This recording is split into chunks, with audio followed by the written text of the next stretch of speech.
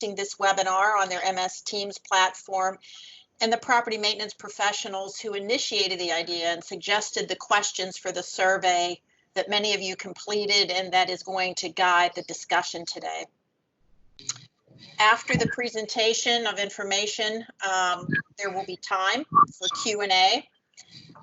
During the discussion, we at DHCD will be listening for ways to provide you support.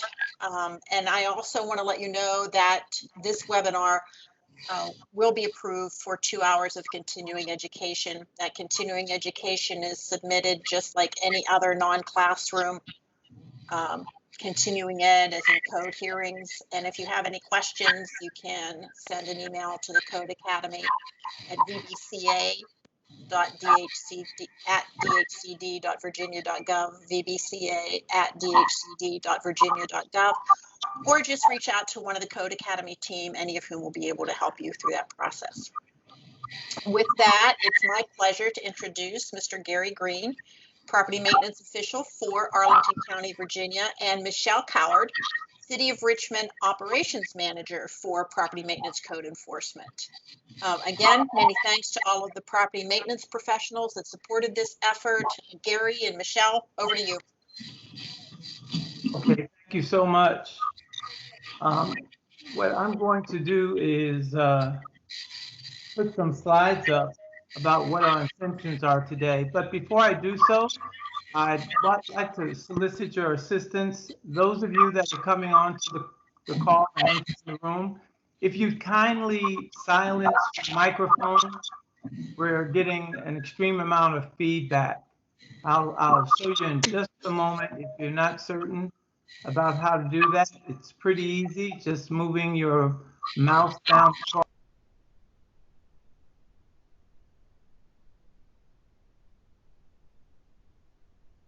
And rather than mute all, if you just will mute yourself, that'll be kind of helpful to us. Just in the way of a brief outline, you've heard from Cindy Davis, the Deputy Director with DHCD's Code section here in Virginia. I'm going to just introduce myself. I'm Gary Green. I'm the Property Maintenance Code Official in Arlington, Virginia, and I run the Code Enforcement section.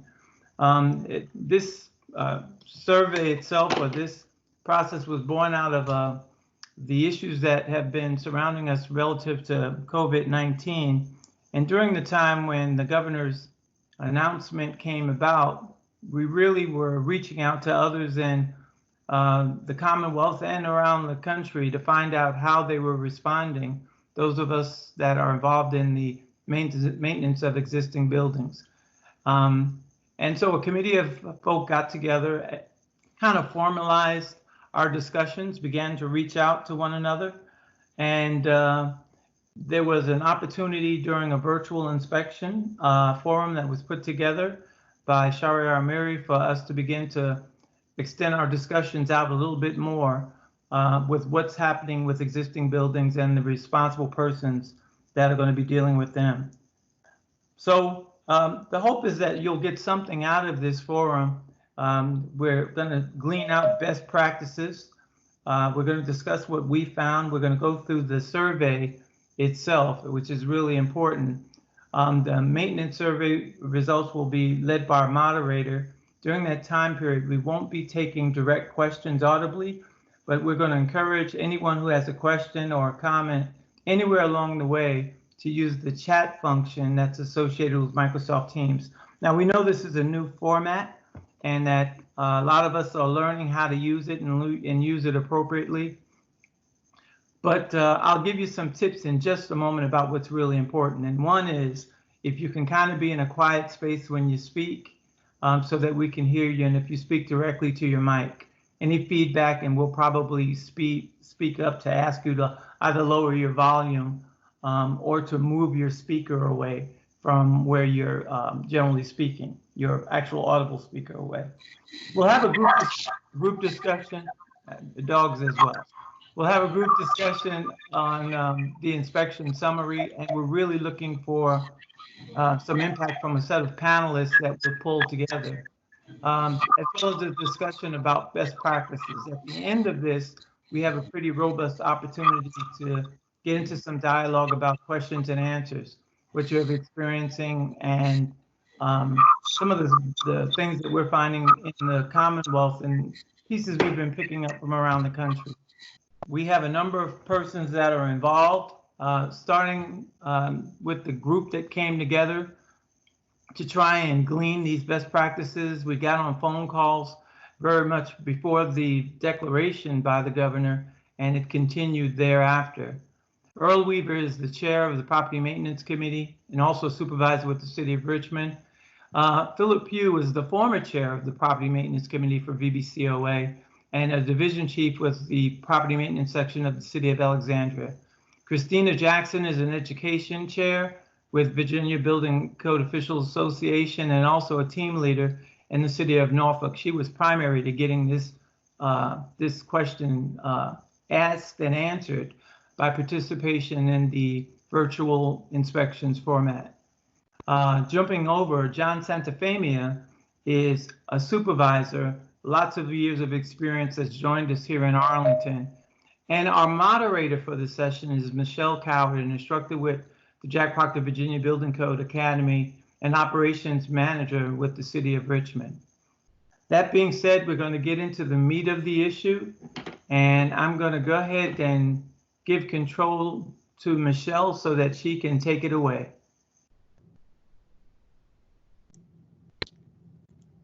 Thank you, Gary. I'm going to bring up a slide, so give me 1 second.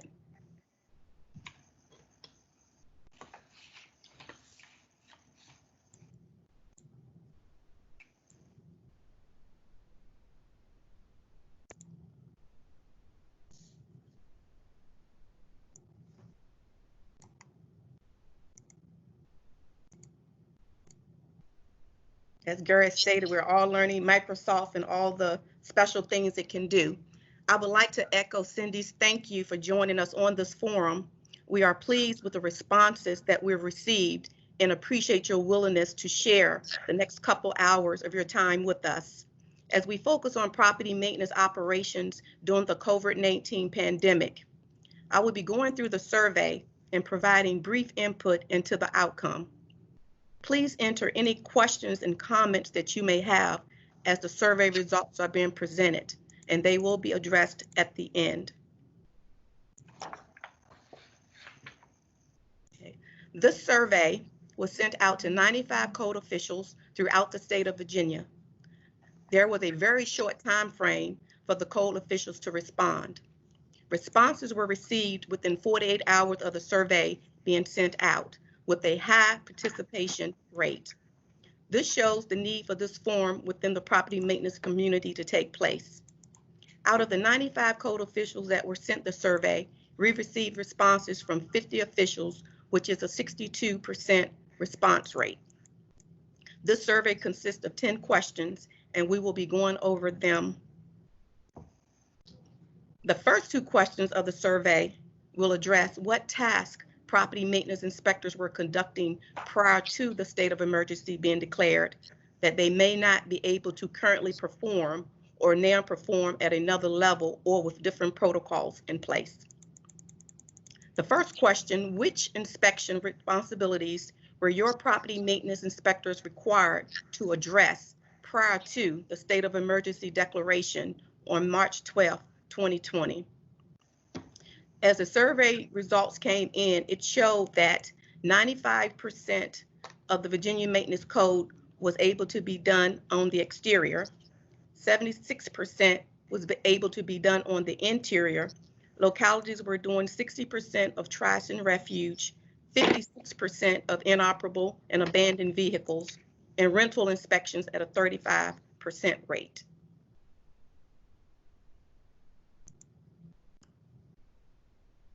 As we look at these responsibilities that the inspectors were currently performing, this is after the emergency declaration was given.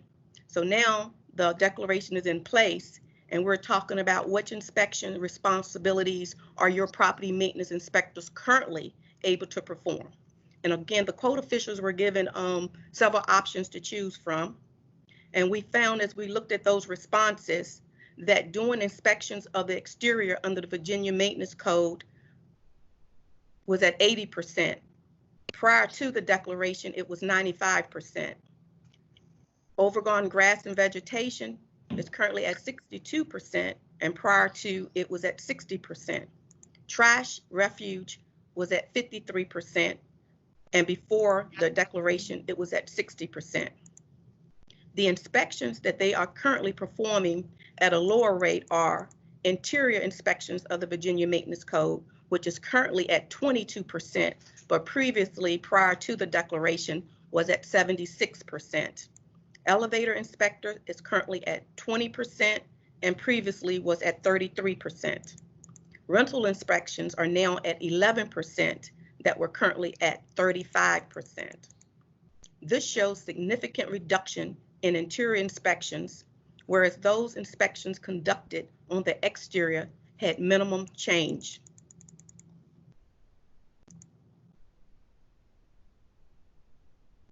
Question 3 asked, compared to before the declaration of emergency, to what degree are you currently performing each of the following activities? So inspections by regular staff showed no increase in inspections. However, it did show a 62% decrease. Our virtual inspections that were being conducted has decreased by 9%. Some localities are conducting more virtual inspections while others are conducting less. Assigning cases to a court docket increased by 7%. However, overall, 76% less cases are being assigned to the court docket. Some jurisdictions are doing more of some things, but less of others. This is understandable given the limitations that we are working within our jurisdictions.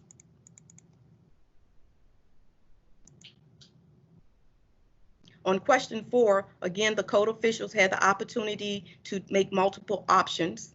And the question is, if you identify a violation of the Virginia Maintenance Code, which tools are you currently prepared to use to address compliance?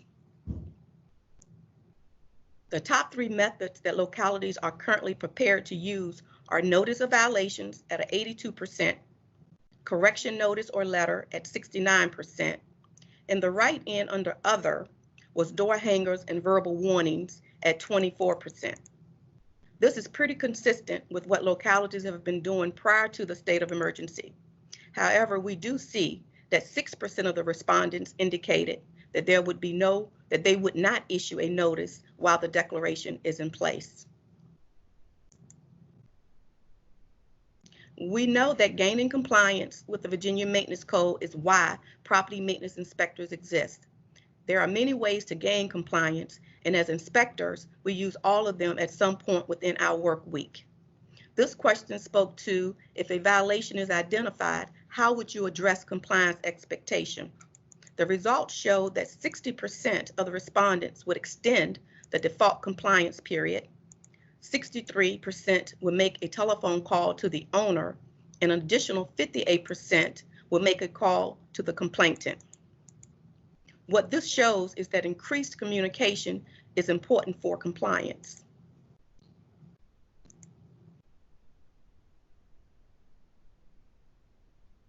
Question 6, what personal protection equipment has your inspection staff been provided? Currently, most localities have provided gloves, hand sanitizer, and to a lesser degree, basic respiratories. The write-in results at 33% were a variety of masks and disinfectant wipes. Michelle, if I may add, yes, before you hit the next slide, we're beginning to see some comments. I'd also like to encourage those of you that are joining the room a bit late as we're moving through the slides. We're just giving you a summary of the results of the survey. You may have questions that are coming up now. Please write those questions in the chat. We're seeing them and we're organizing them so that we can answer them a bit later on once we get through the just initial presentation of the survey results. So if you see something that piques your interest, please just open the chat, that box just to the right of the ellipsis, the 3 dots, and you can type right in your question. We'll see it, and then we'll pull that up at the point where we can actually open up for questions and answers. Thank you. Thank you, Gary. Question 7. What personal protective equipment does your inspection staff need to perform inspections during the COVID-19 pandemic that they have not yet been provided with? So question 7, based on the previous question 6, what do you currently have? The respondent stated that the following are still needed. Gloves at 41%, gloves 41% stated that they needed them, while 74% indicated that they had them. The N95 respirator, or better, 32% indicated that they have them, but 41% indicated they still needed them. 81% stated that they had hand sanitizers, but 31% indicated that they still needed them. As you can see, there is a disparity between what inspectors have and what they still need throughout the state. Some localities have been successful in providing the minimum needed personal protective equipment, while other localities have not been as successful.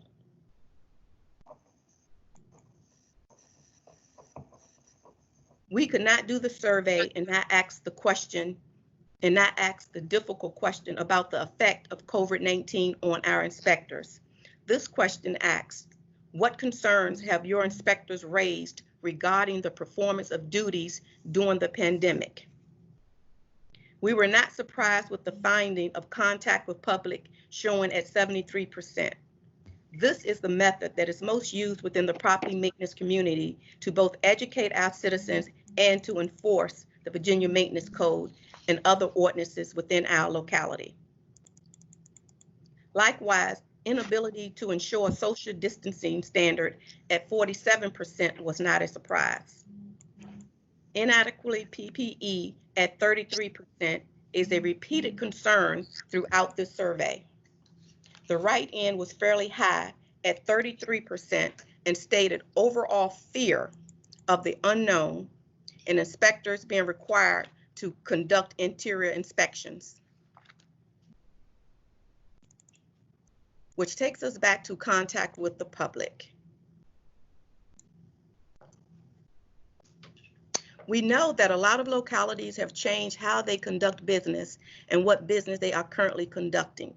Question 9 asks, what tools are your jurisdiction currently using to communicate to the public regarding your property maintenance response during the pandemic? A high percentage of code officials are using websites and direct communication by telephone or email at 71% and 67% respectively. Public service announcements at 38% and talking points at 31%.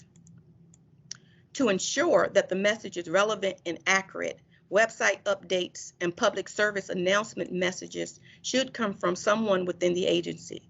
This will ensure the message is in sync with the activities that are being performed.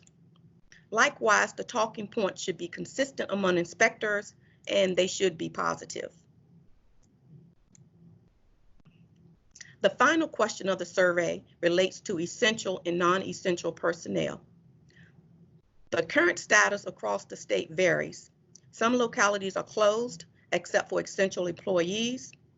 Some are open but closed to the public, and others are open to the public, are open to both employees and open to the public, perhaps on a scaled back response.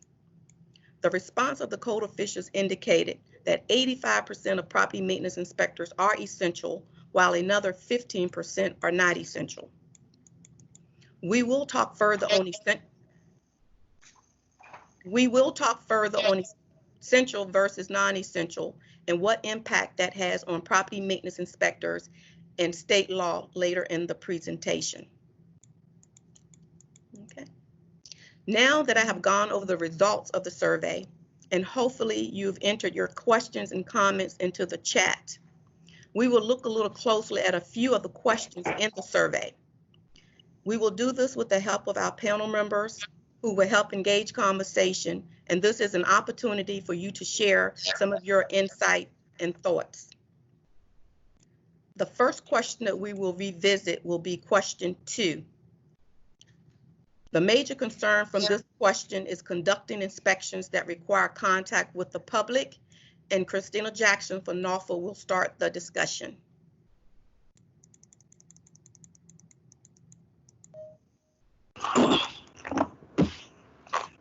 Good afternoon, everyone.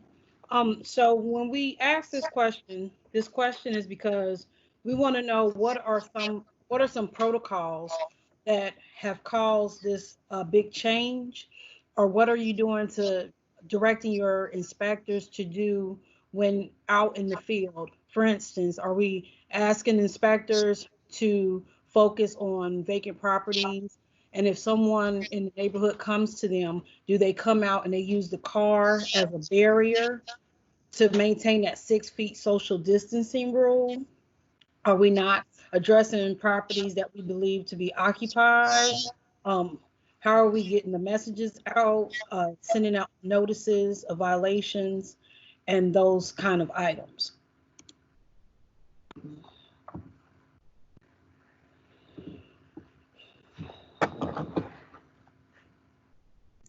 So if we have anyone that's on the forum that's experiencing anything that is interfering or having a negative impact or slowing down their inability to perform these inspections and these responsibilities as an inspector, we would love to hear from you at this time. And you would need to unmute your mic.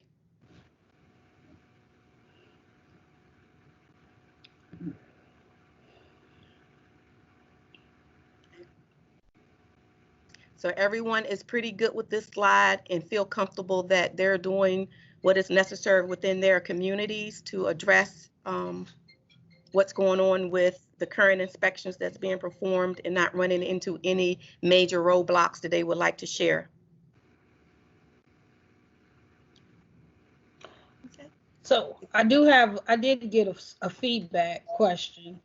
So how is this being determined? The definition of how is this different from what we're seeing from our new construction counterparts? Like at their level, what level of inspections have they stopped doing? It would be a good comparison to see, are they more virtual than in person, or out in their fields or out in their trucks doing inspections? And if anyone is accepting any virtual inspections,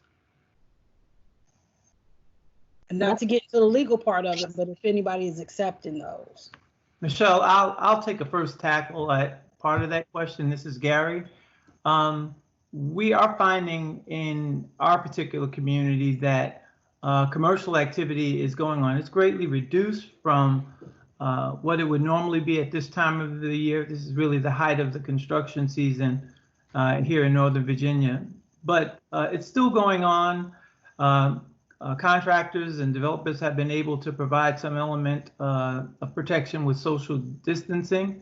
I think the contrast comes in place with the fact that much of what we do under the maintenance code may deal with issues at the interior of a premise, structure, a business. Certainly as it relates to residences, people are going to be more comfortable. The CDC has given out some guidelines about contacting surfaces that are often common touch. And one could imagine that in a great big office building, they've kind of stepped up sanitation, but the expectations might be a little different in a home or a dwelling unit where the persons that are living there are common to each other. And if they're inviting us in because government is working and they have a concern that they'd like us to address, we've been hearing that that's been a reason for concern. And I think one of the slides that we put up earlier and the questions asked dealt with what are you comfortable with, and high in that was the fact that employees were uncomfortable about the unknown. No one wanted to get sick. And while we're trying to figure out, what the results of this virus is going to be, what the future of this looks like since it's been changing, there's been a lot of caution moving forward.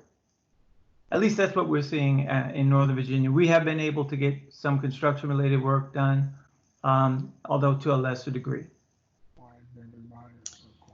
Hello, this is Sherry Johnson. Can y'all hear me? Yes. I can. So I'm Sherry Johnson. I'm the property maintenance official for the city of Norfolk. So I just wanted to weigh in a little bit about how we're handling interior inspections, mostly for rental properties during this time. We've been fairly successful with being able to have the tenant cooperate in giving us their landlord or property manager information and handling it over the phone. And speaking with them. If we've received pictures, we can share that with the property manager to kind of have a voluntary compliance at this time. We've not had an issue as of yet with a non-compliance of a landlord. So that will be a different scenario should we have to actually issue the notice of violation and do that internal or interior inspection to move forward. But as of right now, we've been successful with just making that phone call and speaking with those property managers during this time. So Sherry, the survey shows there's been a great decrease in the number of interior. So are you guys finding you're not getting the complaints as much, or are you just talking your way through them and not counting them as inspections? So we are a little of both. So we are still getting them through our call center. We're getting all of our complaints. And as we get them coming in, then one of our team leaders will handle that. And then we're asking the call center to make sure we get good information on the property manager. Now, I will say that I believe the interior complaints have diminished some since the virus has started. So I think the public is a little leery about that as well. Exactly. Yes, I would think that would be a two-way street. They don't want us in, and we're kind of uncomfortable going in. Thank you. So we will go on to our second question if we don't have any more comments for this specific slide.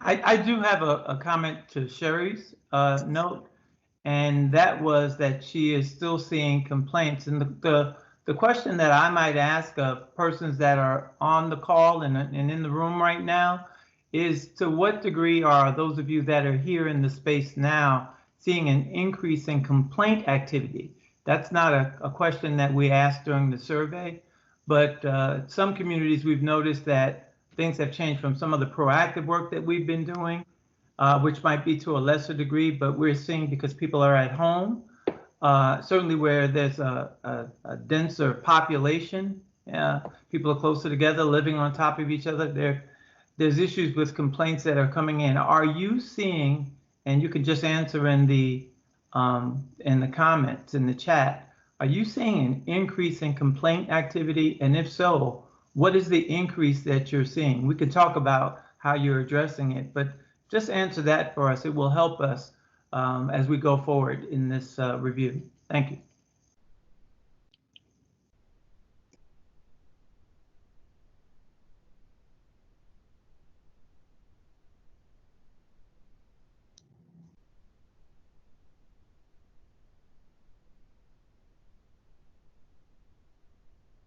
Okay, so I will say from the city of Richmond that we are not receiving, our complaint level has not increased, and we have decreased our proactive interaction in our communities. Again, I think it's just a state of mind of our citizens right now that people don't want that interaction with the unknown, the inspector that they don't know. But we still have a core group of very active communities, civic partners that still will send us their long list, that will still call us, that still have the expectation that we will be within the city of Richmond doing the business of code enforcement. But as far as the general public, we are not receiving as many calls for complaints right now. I'd like to chime in as well. This is Phil Pugh. Although I'm a panelist, I'm a little surprised that we aren't getting more questions, but I'll chime in here as well.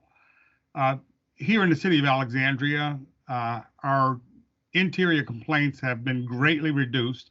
We think in part because the website for Department of Code Administration does detail service reduction and the kinds of inspections we're going to do. We also like to credit our Alex 311 team with using the knowledge base information that we provided to them in the past few months to be able to answer a lot of the questions. For the most part, inspectors here in the city of Alexandria have been charged with doing primarily the exterior inspections of trash collection points in multifamily communities. We know that during this crisis period, we need to keep the trash moving, and we do all we can to keep it that way. Thank you. Thank you, Phil. So the next question that we're going to discuss a little further in detail is question 5. This question talks about compliance, and as inspectors, that is why we do our job, to gain compliance. So we're going to have Philip Pugh from Alexandria to lead us in this discussion. Thank you so much. I don't know if everybody knows this, but I can see everybody that's on this call. I can see all the names, so I know for sure there's an awful lot of property maintenance talent out there, and I'd love to hear from you. Question 5 says, if a violation is identified, how will you address compliance expectations? Survey says, extend the default compliance period. And we got 60% there. And then we drop down, we see that folks are using the telephone to contact owners as well as contacting complainants. So let's hear from you. What are you doing to garner compliance during this crisis period?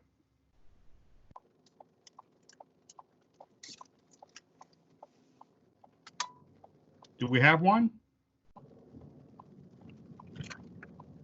While those responses are coming in, there's a very interesting thing about when we talked in panel about this survey question and what the results were coming in. And it's interesting. This is just going back to, I guess, for lack of a better word, old school code enforcement.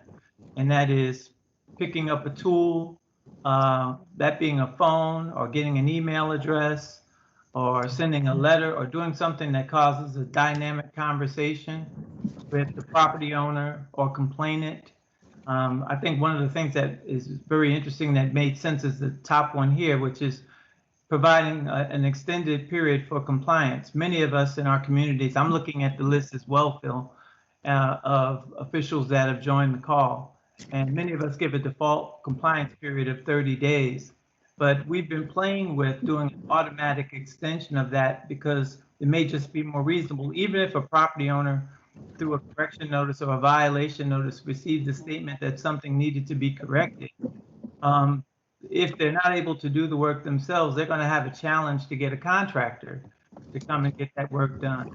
And so one of the things that this created or born, caused to be born in the conversation was the fact that we just wanted to also be reasonable. There's a heightened sense, and we've heard it in our group, a heightened sense of concern and anxiety. And what we didn't want to be was, here comes government putting one more thing on me. You guys, we thought you weren't even working, and here now you're working and you're giving us something, and we're challenged with being able to do it. What we don't want that to be a tool that the citizen can grab and say that the work that we're producing is negative versus, protecting property values and building safety and the maintenance of the structures under the code by which they were built.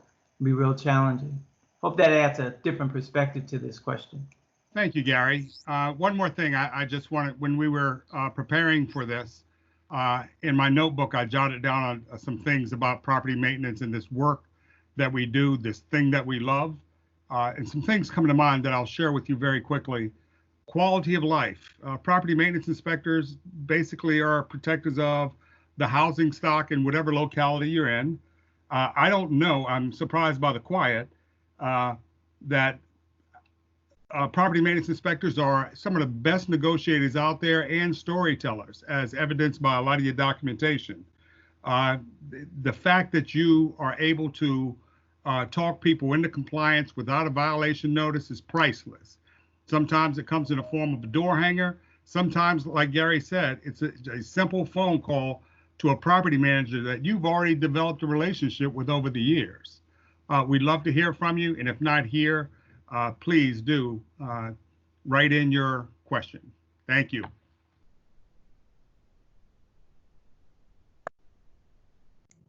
Wow, quiet group. So do we have any input or comments from our forum participants? Anything? So it's Sherry back again. Hey, All Sherry. right. I just wanted to say that was a great, our inspection staff are at home with their iPads. And we consistently try to make sure that we have contact information logged in those cases. So ongoing cases can now be managed from home to get in contact with that property owner. And our inspectors are doing that. We've had some issues, as you said, with like I needed a new refrigerator. Well, I can't get it delivered. It's 3 weeks out to have those things delivered. But we're really able to use the data that we've compiled in the past with our property managers that we have built relationship with, so that we can continue to work through those cases that we already had in progress.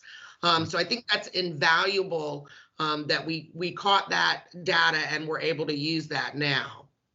Absolutely, Sherry. And that's the unique thing about property maintenance inspectors, because our goal is compliance. We have so many tools that we use depending on the situation in our client base, and we need that because we know every case is not the same. The violation may be, but anything that changes the nuance of it means we have to approach it a different way. And unlike new construction, I always say, you know, you're going in there to do a framing. That's the call, that's the request, that's your mindset. You going in there, I'm gonna do that framing, you're good, you pass or fail. We go in, we're going to look at a leaky faucet, and we go in there, smoke detectors don't work. The door didn't even open for us. They had to use a screwdriver to even let us in the house. So Right. Now we have to refocus. And as inspectors, make sure we deal with the totality of what's going on in that house to ensure, like Philip said, quality of life, things that people don't even understand they need in order for their quality of life to be the best it can be. The property maintenance code is a minimum standard, and anytime you drop below that, you have affected people's quality of life. And so that's our message. That's how we educate, anyone who would be willing to listen in the city of Richmond, so that they will be partners with us in this. They won't think we're out there, the enforcement tool beating them up. No, we want to ensure that your quality of life is the best it can be. That's our part in this. So thank you, Sherry. Just like, Sorry, I just have one more. go ahead. One of our secret weapons in the city of Norfolk is our landlord-tenant mediator, to also assist with those rental inspections where people haven't really exercised their landlord-tenant rights and put it in writing. So that is a powerful tool when that landlord knows they're not going to be getting their money next month and is put in escrow. So we depend on that quite a bit, doing tenant education as well. And I'll be quiet now. You don't have to be So quiet. we Thank you. Thank you very much. So we can get on to the next question. I just want to share real quick as a general reminder that the power of the door hanger kind of backfired on us here in the first week of the crisis here. We typically use a giant yellow door hanger, which is pretty popular, second only to the FedEx door hanger. And we typically hang them on Wednesdays and Thursdays. Please cut your grass is a very kind hanger. And only to come back and magically on Monday, every place where those yellow hangers were cut and green. So the one thing that happened that deterred us from hanging door hangers was a Twitter feed and a Facebook feed where folks just went off. They freaked out on us because from an inspector's hand to their door, the government was messaging to them. So we backed off of the door hangers. And at this point, we are only citing properties with grass in excess of, say, 18 inches. Here, the limit is 12 inches. But if it's flat out egregious, we're just sending the violation notice to the mail. We'd rather deal with it that way as opposed to the door hanger, which works so well in better times. I'm done here. Anybody else? Just one last thing, just to wrap it up. I think that if everybody who has good talking points on their websites or what they're using as far as like they're out of office or they're are letting the public in general know that there may be a delay in getting to your response due to the COVID situation. We may have another chat outside of this where we compile that all together so that you all could use it, and it may be best practices for talking points to have for staff and for property maintenance officials and inspectors to use across the state. Just to have those good talking points to say, like, there may be a delay in getting to your response, because I see a lot of people in the chat saying that they're just complaint driven only. And sometimes you have to temper those expectations of what is going to be expected during this crisis situation that we're in.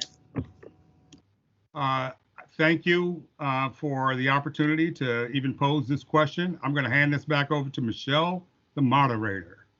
Thank you, Phil. Thank you, Christina and Sherry. Definitely, this shows how flexible property maintenance inspectors have to be in order for us to do our job effectively. And so I think that is definitely a skill set that we all possess. We will now look at our final review question, which is question 10. This question is perhaps one of the more challenging ones within the survey because it speaks to the relevancy of property maintenance inspectors within their localities. And we will have Gary Green of Arlington lead us on this question. Just unmuting my mic there. So this was a pretty interesting finding, and we had several conversations among our committee about this when we discovered that there were many employees that were doing inspections. And when I say inspections, it's interesting.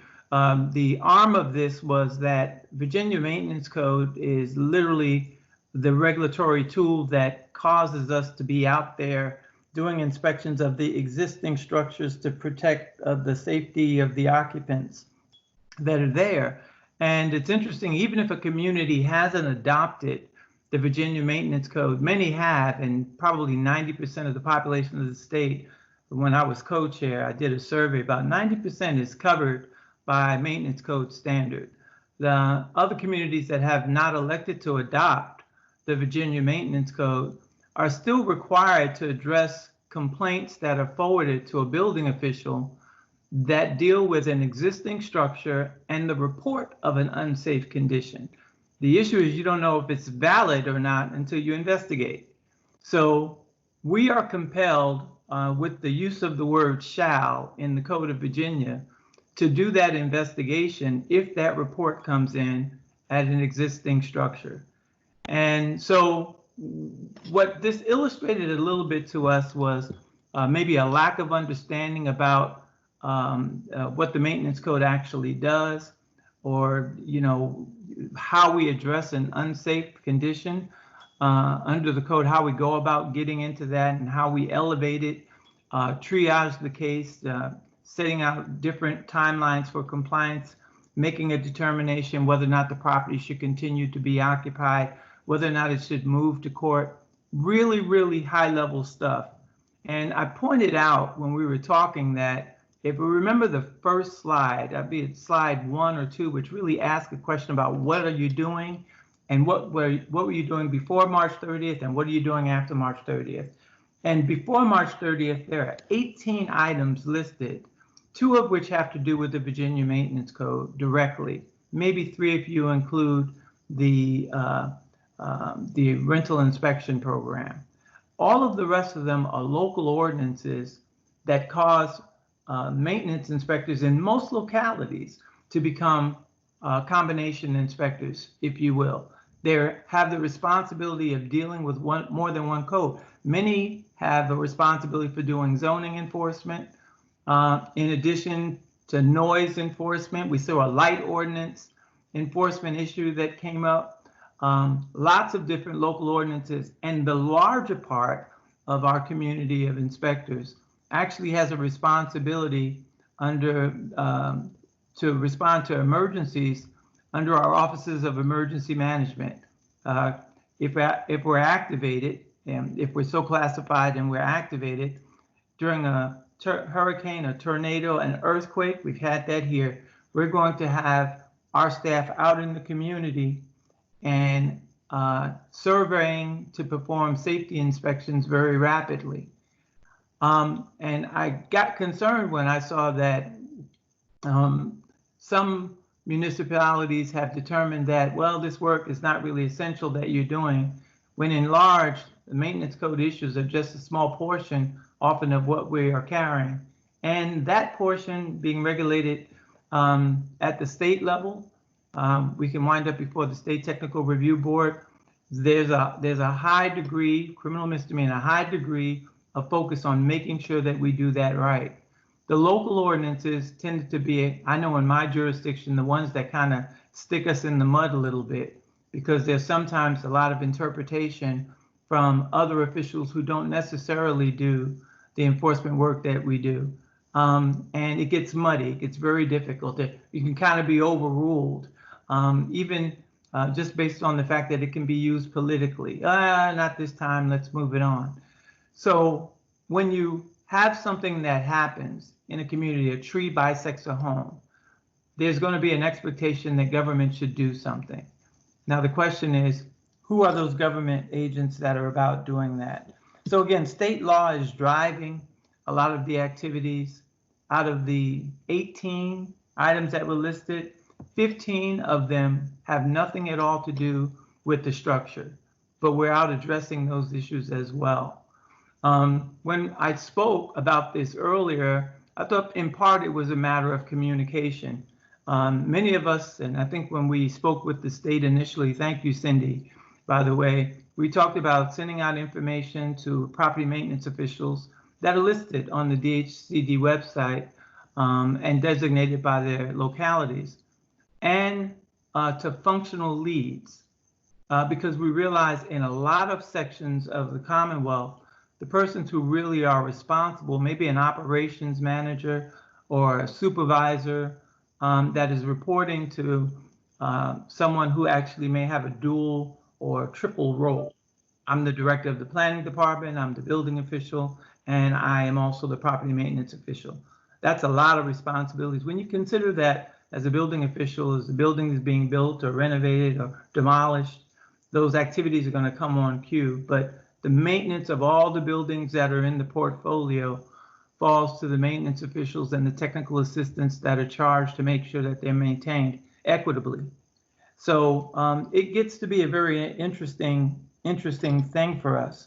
I'm hoping that through the dialogue that we've had prior to this forum, and even that we're having right now, it will help equip us either through the Jack Proctor Building Code Academy, to advanced building officials, to try and get that language out there so that there's a level of understanding deeper than what you read in the book about what may actually be going on in the field. I'm hoping that I'm hitting all of the points. We were really taken by what we saw as it relates to work that staff can do. And even one last thing, if I may, one of the challenges that some communities have seen, there are some that have been out working since the declaration. And even though there are concerns about safety and health risk, and people have small children, I mean, all this came up. They have aging parents, they have immune disorders themselves. They were still out trying to get work done, which speaks to value in a community. I think when lots of employees have been sent from their jobs at the mall or the hospital or at libraries or at places that are closed, restaurants, bars, and taverns that are closed, there is one expectation, and that is if everything is shut down, that government isn't, and that we're at work trying to do what we can do reasonably. Don't want to beat people over the head during a pandemic, but right now this is a growing season for 90% of us who carry local ordinances that deal with trash, grass, abandoned vehicles, and the population after this was a local news report that spoke to an increase in the rodent population. And they love a couple of things. They love an old car, they love an abandoned building, they really do like high grass, and items that are set out, even though bulk trash is not being picked up in many communities. That's an opportunity for us to use communication dialogue to speak to our constituents, speak to our community groups. Thank you, Shari, I heard you on that. And get before them and try and set expectations so that the community knows not what they can't do, but really what they can do. That's important for us as well. Despite the fact that PPEs, personal protection equipment, might be on the low, don't think about what you can't do. Let's really begin to look as essential employees that need to be working and need to be out there protecting our communities. What can we do? Well, I can't take you to court, but what can I do instead of taking you to court? Thank you, Sherry. I agree. And we've talked about the use of local services like Spokio to reach out to property owners, constituents that allow you to get their information, email addresses, phone numbers, relatives of those that are really evasive, so that you can speak to them and try and get them to comply with the code that you're writing, which is what the courts want us to do anyway. Get all the way to court. The only thing that the summons did was give them a pass to go before the state so that they can answer. When they get there, they have the dialogue we wish they'd had before we actually requested the summons. So it's really about getting those things moving. I've gone on a bit. I don't know if there's an additional panelist that'd like to chime in on anything that I've said so far. No, Gary, I think you've said it all. And not so much to chime in, but to ask the forum, how many localities out there is currently closed, completely down? You're not operating, nor are your inspectors in the field, your city employees in the field doing any work. Do we have any code officials or localities on the line that is under that criteria right now? Do we have any? And Michelle, I'd point out that that's really an important concern, because if you can go 5 or 6 weeks without being needed, you can go longer without being needed. And I don't think any of us want, at least for any of our staff, for someone to determine, because budgets are affected by this pandemic, that first of all, I don't think most of our staff want to be illustrated as employees that are just sitting waiting for something. We do want some dialogue, and we do want to be able to do work. I got that clearly from our conversations.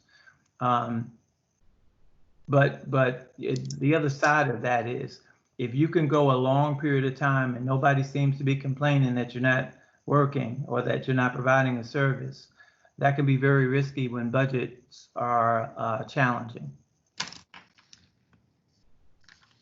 Thank you, Gary. So we want to kind of close this thought. If no one else from the forum have any input or comment or want to share perhaps with us, you know, how they're designating their essential and how they got there versus making a decision to let their employees stay home versus come in to the office and do the duties of a property maintenance inspector. Because like I said, the survey showed 15% of employees on this is not essential. Now, it's not a big deal if that agency is still open, because essential only really will kick in if that locality closes and say essential employees only. So currently that's where we are with the city of Richmond. The city of Richmond has been closed since March 16th, only to essential employees, of which my agency has been designated. So we have over 4,000 employees in the city of Richmond, and probably only 1,000 is working. And the other 3,000 is sitting home waiting for the mayor to make that determination. So the question is, you know, how do you decide what employees you need to be on ground doing the business of the city? And if we don't do it, it will change the landscape or the outcome of our goals and our missions for our city. Because that's really what it narrows down to when you say essential, that these things still need to go on. However, we may minimize and we may change and we may be flexible with what we do, which all of us are currently doing now within the property maintenance community. But we have to still be engaged, and we still have to be present as essential employees to ensure, you know, that on the other side of whatever the event is, and specifically the pandemic that's been going on forever, that we are still valuable to the community, and we still have a voice in how the community and how the city or the localities that we do the business, their day-to-day business. So if anybody in the forum that's kind of, not essential and kind of don't know, should your inspectors be out there? Right. So Michelle, if you look, we have 2 counties. We have Nate with Amherst County, and we have the city of Manassas that stated that they are open and they're operating at 100%. I don't know, Carlos, if you're operating 100%. So I'm going to speak for you, but they're operating at 100%, and we would like to hear from more. I know the city Chesapeake was in here. Ron Schuett from Harrisburg was in here, and but they have changed their focus of inspections. They're only focusing on exterior inspections, but all the staff members are there and reporting every day. Michelle, Yes. hi. This is Susan. I'm Susan Dillard with City of Suffolk. We are essential personnel, and we're like in one day, out one day, so as to keep the number of people out of the office. Whereas what we're doing is now we're not doing any interior inspections on occupied dwellings. If we get a request to inspect a vacant structure for the rental occupancy program that we enforce here, we'll go in and we'll conduct our inspections as normally. But for right now, any interior inspections we're not doing if they're occupied. And of course, we enforce care of premises and grass and weeds. So we're busy. We're very busy. Thank you, Susan. Exactly. Yes. As a panelist, I'd like to share that the City of Alexandria's Department of Code Administration, all plan reviewers and permit techs are working remotely from their homes. Everybody having anything to do with inspections are here. Primarily, new construction inspections go on as usual, with the exception of some really more creative ways of getting those inspections done. There's been a reduction in inspections for new construction, but we believe that is starting to pick up. As for property maintenance, we've suspended most interior inspections with the exception of unfit or post-fire kind of inspections. We're doing some creative things about that. And I'm also pleased to report that the city manager, Mr. Mark Jinks here in the city of Alexandria, about 3 weeks ago, sweetened the pot for essential personnel by adding $4 per hour for every hour worked on the clock here in the city. So that's been a decent incentive, but we've still been very careful and paying very close to the CDC guidelines. We're one of the few localities that's been very fortunate to get the PPE that we need in terms of masks, gloves, hand sanitizer. It didn't all come at one time. It gets doled out and we get our fair share so that we're able to get our work done. Thank you, Phil. We appreciate that. So basically, the takeaway from this is, as we talk about this essential versus non-essential, is that if you're a code official and you have not deemed your staff essential, you just may want to relook at your options. We've provided you so many different ways that we can be relevant, but not be out there putting our staff in immediate danger. But we still want to be important to the community, important to the local government. So just take advantage of some of that information that was provided. And for those of us who are essential, again, there's different ways that we can do this to make sure that we're protecting our staff, because their safety is as important as the clients and the citizens that we serve. And we always have to keep that in the forefront. So thank you, panelists, for adding value to this discussion, and forum participants for sharing your thoughts, ideas, and concerns. The information you provided will help all of us, and definitely added knowledge to add into our toolboxes. So we have been capturing your comments and your suggestions along the way since we started, and Gary will share some of the best practices that we gleaned from both the survey results and your participation today. So I am going to drop down my slide and let Gary take over.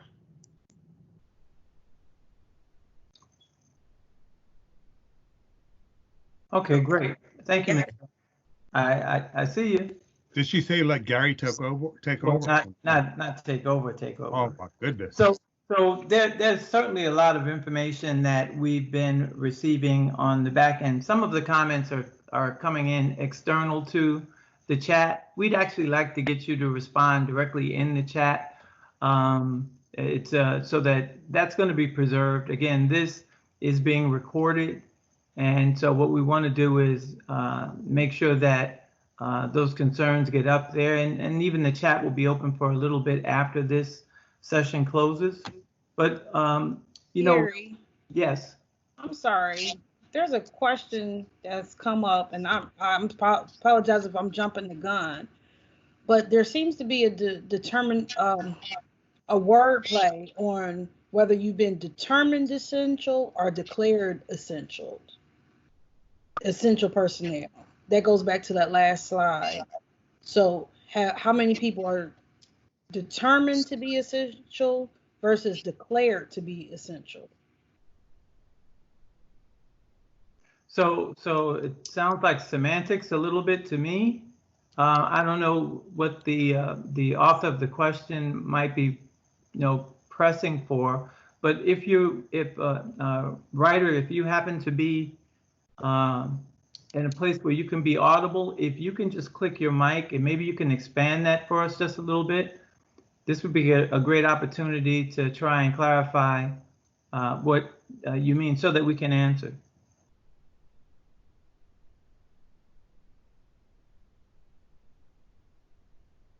Sometimes take a moment to find that mute and get it off.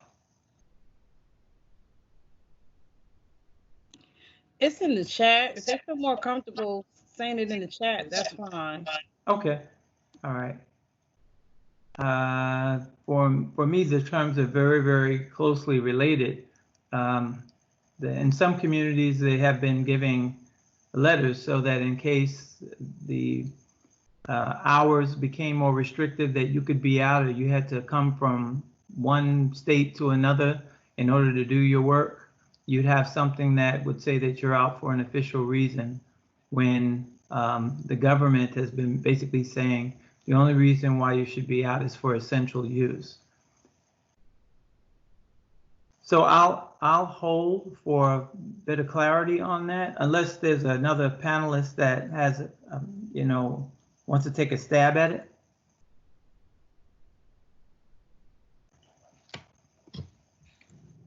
Gary, I think that your interpretation based on what we were provided was pretty point on, and basically it's going to go back to your localities and determine what they're saying. But at the end of the day, it means that you're working, whether you are determined or declared or appointed or told that you're essential. That means that that locality expects you to be doing the business of the city when others may not be doing it. Correct. Yeah, that's a good point, by the way. It's not being declared or determined essential so that you're protected. It's from potential economic challenges. It's because the work that you do truly is going to be something that's going to keep people safe. There was a question that came up with an interpretation for someone in my own locality about whether or not we provide any life safety services. And I wrote something that declared that we did, because all you have to do is have a structure that's not safe, and we'll have an issue. Any number of people after a hurricane has, or lateral winds, after all the rain we've been getting locally, lateral winds come through and knocks over an 80-foot tree, and there's a 75-year-old and spouse living in a home that's been bisected, 2.5-story home, with the tree bisecting the structure to almost the basement level. And they've said, we're fine, don't worry, no, it's okay, we'd rather stay here. And it becomes our job to convince. And the neighbors are calling us because they've been trying to convince them. That's really when there's an expectation that we would we would ask. So Hey, Derek. that's just an example. I think when we looked at essential, certainly if you're going to press the issue with your locality, part of it is your willingness to work. And if you're the lead, functioning lead, I heard your question, Phil. If you're the functioning lead, you want to make sure that your staff are completely on board with it, as opposed to, you know, I'm the leader and I say we're essential, and I got all this staff that wants to figure out ways to backpedal and get out of it because they're not comfortable. And even that's something that we can deal with when we talk about best practices in a moment. Phil? Nothing else, Gary. You just, I don't know if you've kept your eye on it, but we are blowing up with some questions. Great. I can't see it, so if you can, so maybe this is a good time to get some of them out on the table. So Gary, are you done with the best practices part? You didn't want to throw out a couple of best practices? I didn't go into it at all. No. I can. So let me tell you some of the things that we've learned so far. One of the things that was really key is communication. That came out again and again and again. If you look at the slides that we presented that asked, well, what are you doing to communicate during this this pandemic? What are you changing? How are you getting the information out? And I think Michelle brought out in her presentation that sometimes there's a communication specialist that's drafted and vetted a set of language to present to the public that will be the face of what the community hears from government about property standards and maintenance of existing structures and enforcement related activity.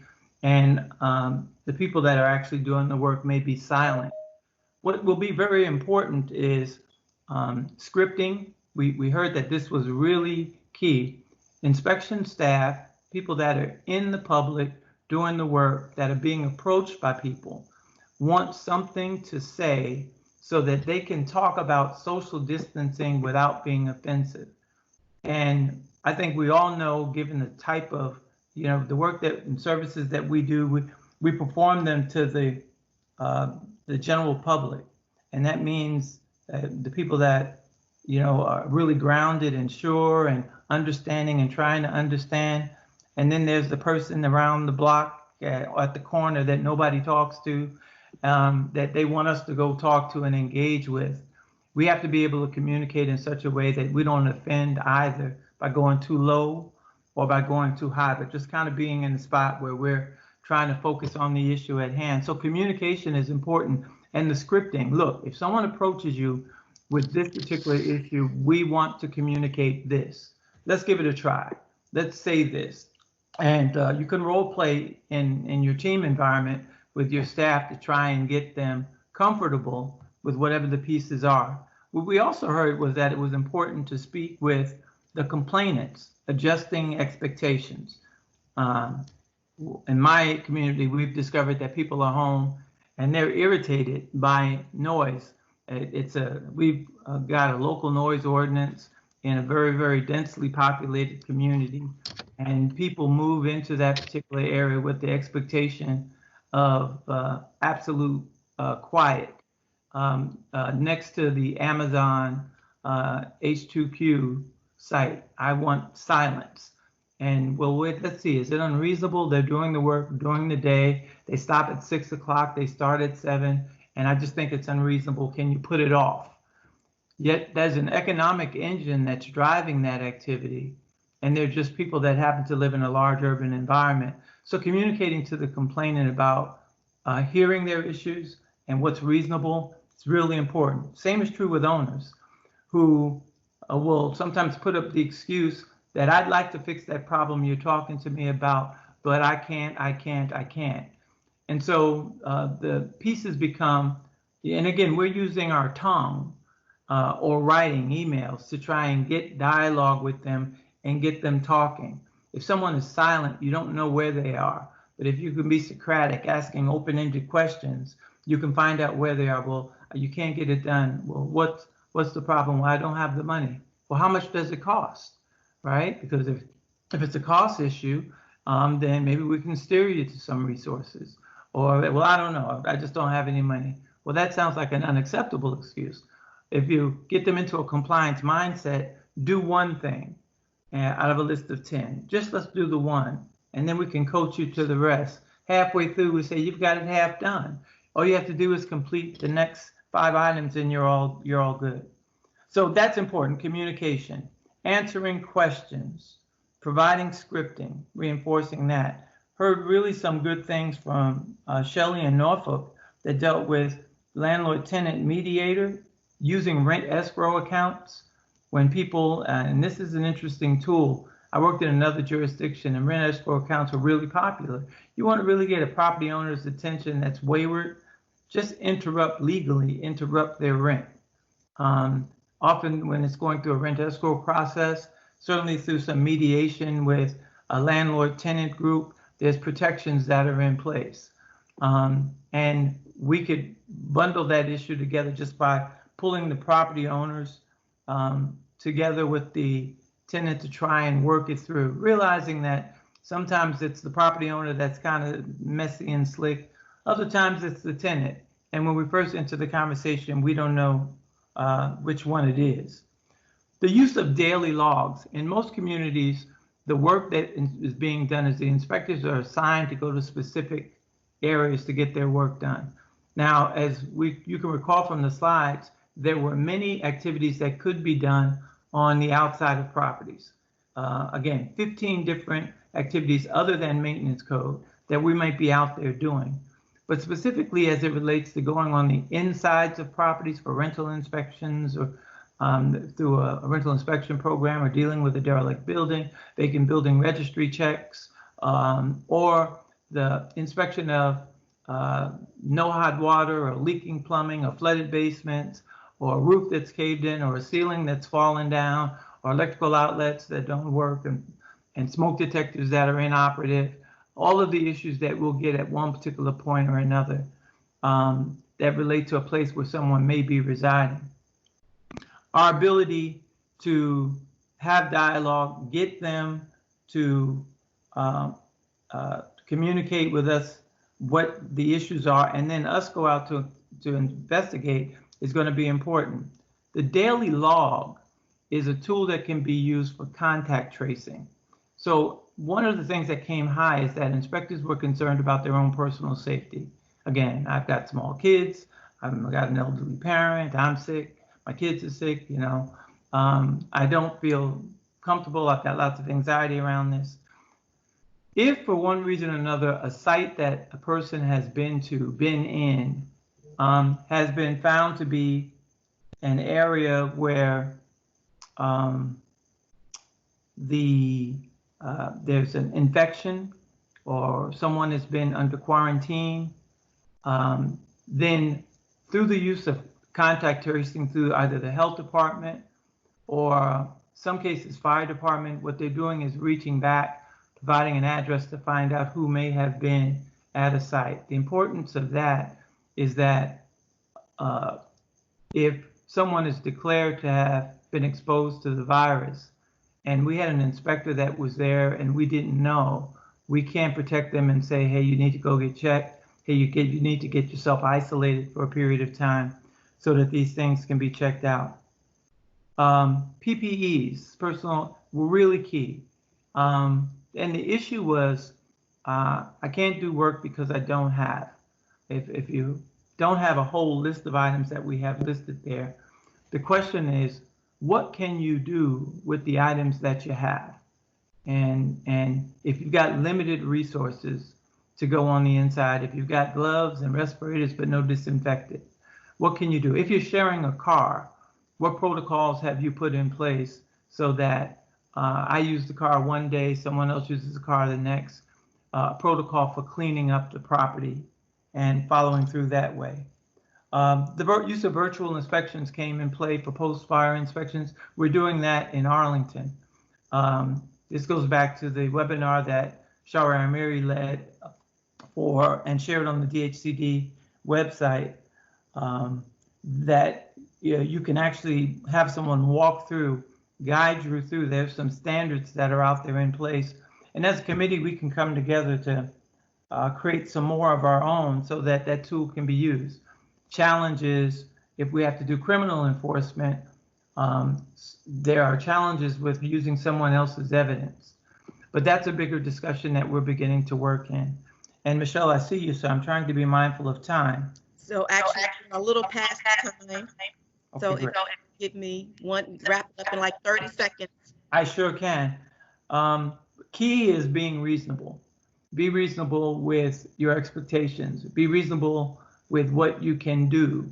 Be reasonable with constituents and property owners. The key is there's much that we can do as opposed to what we are limited from being able to do. Thank you, Gary. And like we said, these best practices, everything does not work for every locality, but a lot of things will work for a lot of us. And so we're going to, glean that information, look at it, and see how we can adjust to incorporate some of those best practices into currently what we're doing.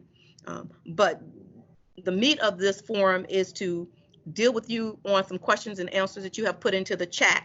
So what we're going to do now is have John from Arlington. He's been monitoring our chat room, and he's come up with, he's pulling out questions. He's pulled out questions that you guys have put in there. And so he's going to read those questions to us, and the panelist is going to try to answer some of them. However, if you have an answer as a forum participant, please feel free to unmute and chime in, because we're going to all do this in a participatory manner. So, John, what you have for us? Hi, Michelle. Thank you. A lot of the questions that I've seen, quite a few have been answered either by the panelists or through the chat window between people that have attended. But there's a question here: will there be a way to get any PPE support from the state? So I'm going to chime in and answer this one right quick, because I'm dealing with this one within my locality. So I'm using my EOC office, emergency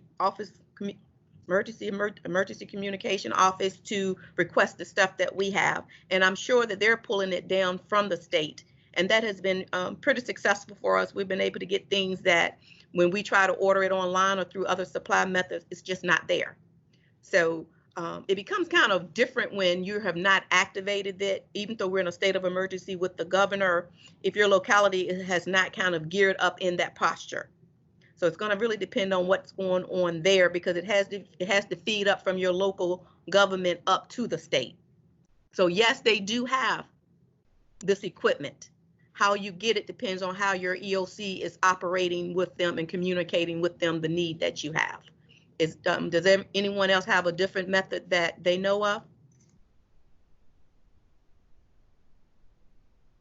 That's exactly the way we're doing it.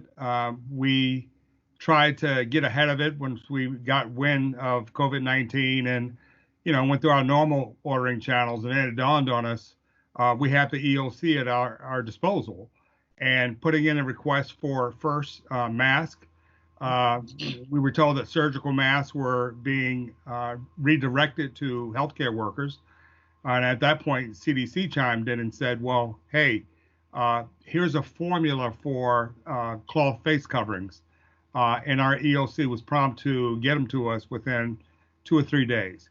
The other amazing thing that happened was an employee here, his wife serves 12 hours a day as a nurse. And she and some friends started making masks, realizing that inspectors also had a need. So EOC is the absolute best way to do it, I think. Next one, John. Next question, please elaborate on virtual inspections. So I think, Gary, you guys are really doing that strongly up in Arlington. Definitely from a new construction perspective, but it gets a little bit more tricky with property maintenance. But if you want to speak to that, you can. Gary, before you do that, John, I believe there's like a couple of part twos to that question. If you look at, please elaborate on virtual inspections or using pictures and videos. And then I think Cindy Davis also chimed in a little bit on virtual inspections also. Okay. Cindy, do you want to go ahead on and start with that response? Thank you, Michelle. Yeah, Gary, I think our Arlington and what your team up there is doing really has the process down pat, and that process is posted on the DHCD website. There are some legal concerns, I know, on the property maintenance side of using those types of inspections, but to the extent that you might be able to pivot to those in certain situations, particularly in an unsafe situation. If you have a tenant complaint of a dangerous electrical situation in an apartment building, that needs to be addressed in some way, shape, or form. So whether you use a virtual inspection with the tenant holding the camera instead of you actually standing there and having your eyes there via a camera, it can provide you with information that you need.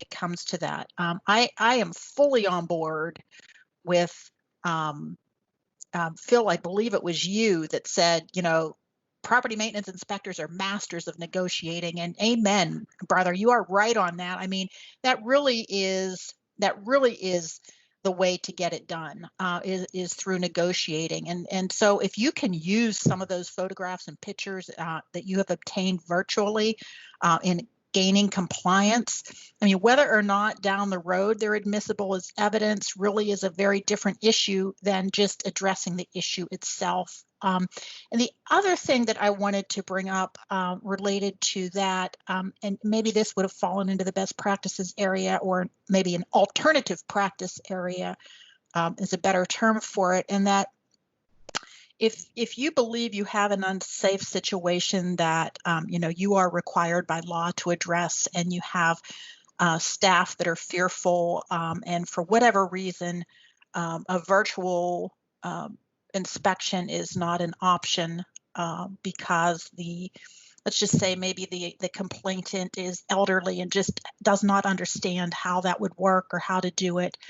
I'm wondering, and I'm going to throw this out there maybe just as a question, has anybody thought about using third party as an option to going in, those folks are still doing on-site inspections and accepting a report or information that they have provided? And I'll just stop there.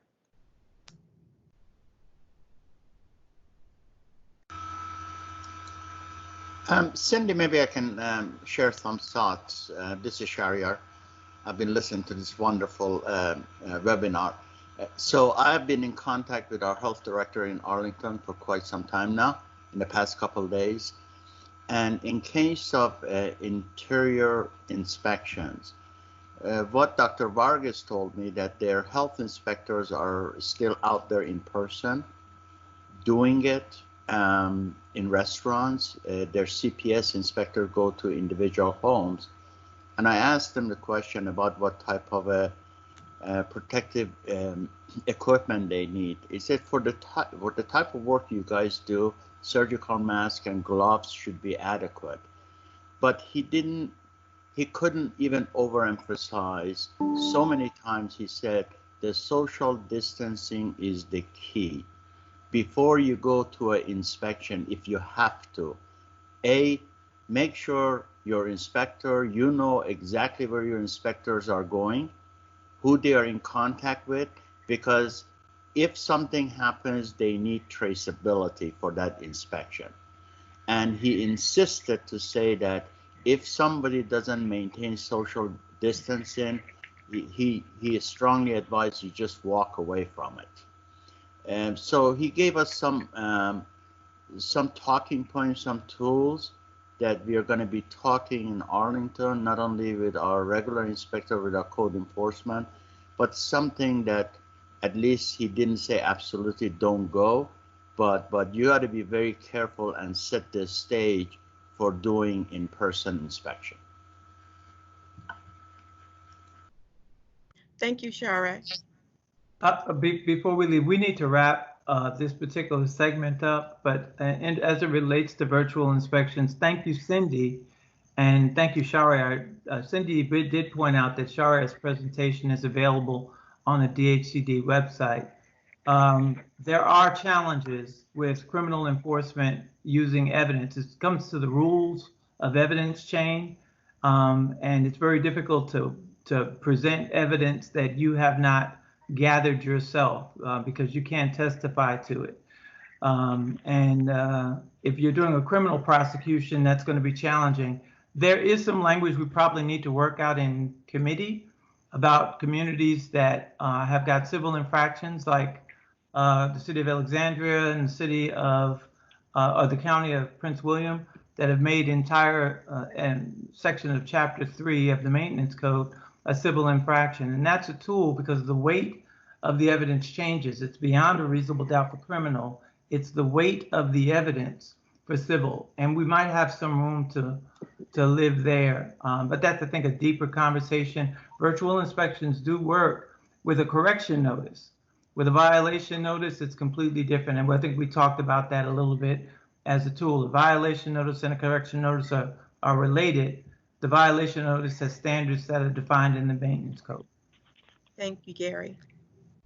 John, do you have anything else out there worth bringing to the forefront that we have not already discussed in the chat for questions? Well, this question kind of goes to what was just being discussed previously by Shariar about health issues. So as this is anticipated to go on for some time regarding the contact with the public, has any dialogue been initiated with the Virginia Department of Health regarding how our inspectors would be notified if citizens that our staff have interacted with test positive for the virus, or vice versa, if our inspector gets tested positive, how the people they contacted with prior would be notified. Any takers on that one? I can try. So it wasn't one of our inspectors, but it was somebody in our building that tested positive to COVID-19. While they wouldn't give the name of the individual, what the health department did is trace that one and contacted, we know for sure, every single individual that person was in contact with. And that really, we found out about that after we closed the office, so nobody had additional exposure to it. I don't think they're gonna share the names of the individual. They're gonna require them to self-quarantine for a period of time, 2 weeks in this case. And then they trace back to everybody that individual was in contact with to look at their health condition. Thank you. That's exactly what is going on. Yes. This is Randy. Hey, Randy. Hey, how are y'all? I'm sorry I was a little late getting in, but I know for a fact my wife was quarantined for 2 weeks due to an employee that came into the facility, went to a number of offices. They went and backtracked. He left that afternoon after he told somebody he hadn't felt well, had an appointment with a doctor, got tested, came up positive. The next day when she came in, they basically told everybody that had been in contact to go home, and the health department would contact them. They all had on masks. He had on a mask, but in some of the areas he was in, he was there longer than 15 or 20 minutes. Some cases he was closer than 6 foot. Health department told all of them they had to be quarantined for 14 days, and if they had any types of symptoms or whatever. And meanwhile, they were also to contact the family physician to see if they needed, based on different types of medical situations, because of course she's got MS. She's had no problem. She's been at home. Tomorrow's her last day, but that was how they handled that one. And he actually was in contact with a couple of inmates that he transported. They had to contact them to probation parole and tell them on the street they needed to be quarantined for 14 days. And they had to take the temperature twice a day and monitor themselves and keep records during that 14 days. And if they had any problem, they had to report the information. Thank you, Rand. And I think that tracing is what they're using mostly within the health department. To the question, no, there is really no partnership and protocol in place between city agencies and the health department, but the health department is using a tracing mechanism when people do test positive to try to reach back out to those who might have been exposed and then putting those things in place that Randy spoke about. I want to make sure that the people on the phone that called in, even though I'm not seeing any numbers in here, well, I see one, to make sure they have an opportunity to ask any questions they may have. So if you're on the phone and you were not able to put a comment into the chat and you have a question, please open up your mic and talk to us now. I can tell you something else about situation. I'm not working rescue right now. I've taken a leave till June 1st at least. Quite a few of our members have, we know for a fact, transported positives, have transported positive that turned out to be deceased at a later date at a facility, both in our volunteer rescue squad, both in our paid ambulance service transport, and apparently they handle those cases separately. They're not being tested.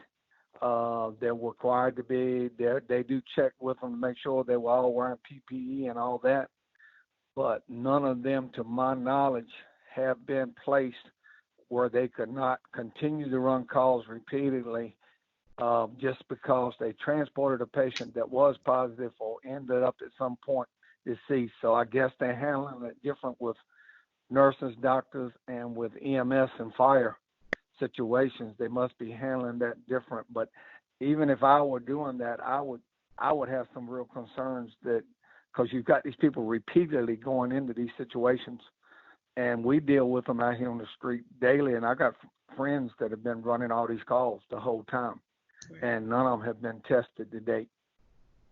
Yeah, we definitely have to be super careful, Randy. Thank you. Tell your wife I said hey, and I'm glad she's doing well. Thank y'all. She's fine. Okay. Did we have at least one or two more, at least one more question from the chat, since Randy is the only one that's on the phone and he has given us his input? John, just one more question you think we got in the chat? Are most of the inspectors still actively going to and posting notices on occupied houses for trash, tall weeds, and grass, etc.?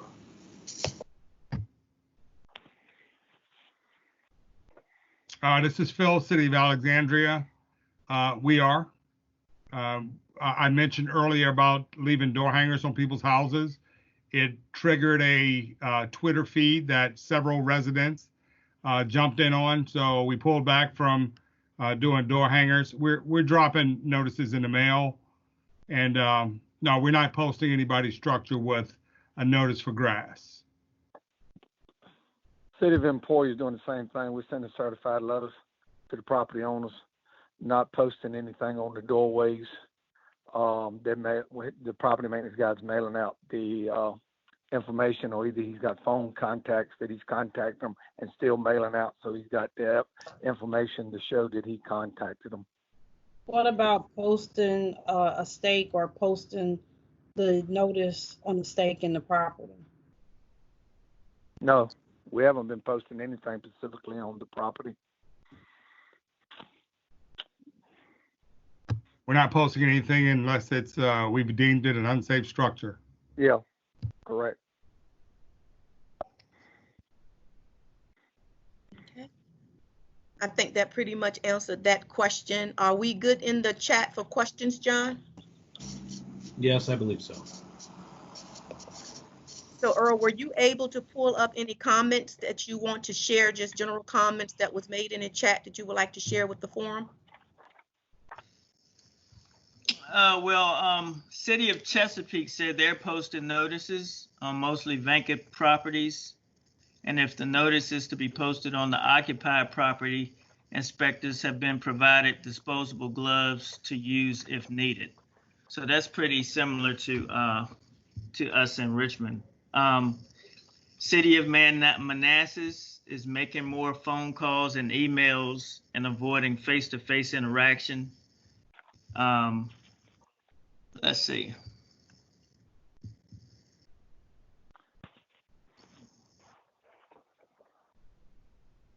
City of Harrisonburg is complaint-based, so they say their complaints are less. They usually would pick up when college ends and starts up. So pretty much they aren't doing many complaints at all. So pretty much going through all these comments, Fairfax County said they're complaint based. They have increases in junk and debris in yards, but the complaint level has started to increase as more people stay home. City of Norfolk say they remain steady for complaints with an increase of trash and debris associated with bulky items.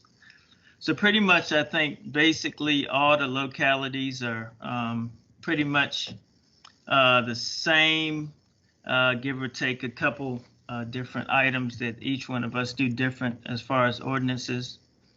But I just want to add VBCOA. If any questions about this has not been addressed, and if you have any new questions, you can also email me at earl.weaver@richmondgov.com. And if we have enough unanswered questions, I and Ms. Jackson, who is the chairperson of the Education Committee with VBCOA, and me, the chairperson for the Property Maintenance Committee, we might have a webinar at a later date if any additional questions come out after this meeting. But that's about it, Michelle. Most of the chats were pretty similar, and most localities seem to be on the same field. Thank you so much. I appreciate that, Earl. And I appreciate everyone taking the time again to participate in this forum, to share your ideas and your thoughts concerning something that's new to all of us. We are embarking on something that has never been before us before, and we pray that it never comes back again. So we're all learning new things, a new norm, a new, as people say. We have a new norm. But we all pray that we do get back to what we know to be our regular normal. But until then, we still have to maneuver through COVID-19 pandemic, and we don't see an end date in sight right now. But we just hope it continues to get better, and that we're able to do our jobs and be more effective and efficient as we do it. So I do want to thank the panelists, the forum participants, those who put comments in, and those who put questions in.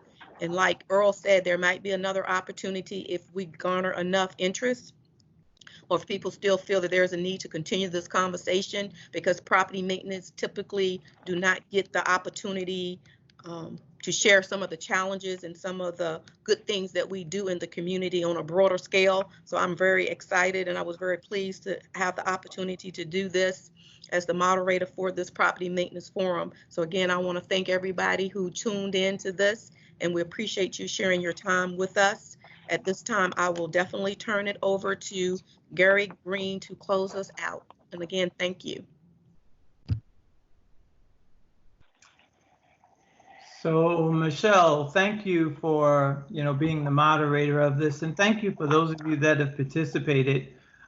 We have a little housekeeping at the end here. We'll let you know that we're keeping the website chat open. You can still go back and click in things. Thank you, Earl and Christina. We have, again, an education chair, and then the chair of the Property Maintenance Committee here, and Shariar for your initial dialogue with Cindy Davis at DHCD. There is some breakout that needs to occur on virtual inspections, both on the process and the legality in our case types, how it can be used. We're beginning to take a look at some of that in Arlington, and probably we'll have some things that we will learn from the process that will be worth a share. Since Sharia has kind of led this kind of effort locally for us in Northern Virginia, I think it's going to be interesting to find out, first of all, what the legal challenges are and how we come forward with that. With that said, again, thank you so much. And I'm going to turn it over to Cindy for an opportunity to close out. And thanks to her for being so gracious to sponsor this and to sponsor this on their website going forward. So Cindy Davis.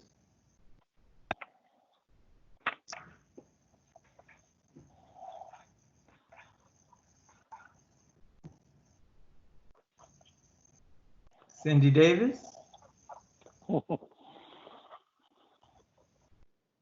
Helps if I unmute. It does.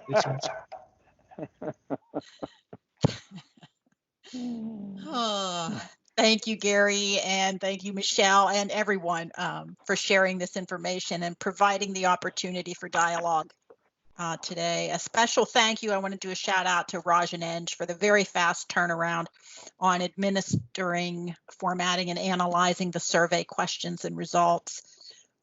We all know these are uncharted waters, and as the cliche goes, the only thing constant in life is change.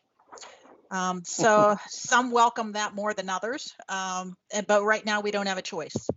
So whatever we can do to help each other, we should. Don't be afraid of change, to try something new that may make you or your community safer. Again, we will be posting a recording of this webinar on our website soon. Remember that the webinar is approved for 2 hours of continuing education through the Code Academy, who is also an ICC preferred provider. And if anyone has an idea for a future webinar focusing on a problem issue or a best practice, please reach out to me or any DHCD staff and let us know. Any ideas for a podcast? Remember that tomorrow starts Building Safety Month. I want to do a quick shout out to Galax, who made the Building Safety Journal today, for their ability to pivot and doing some spots on local radio stations about building safety. So shout out there. So thanks to everybody on this call for everything that you do every single day. Please stay safe. Thank you.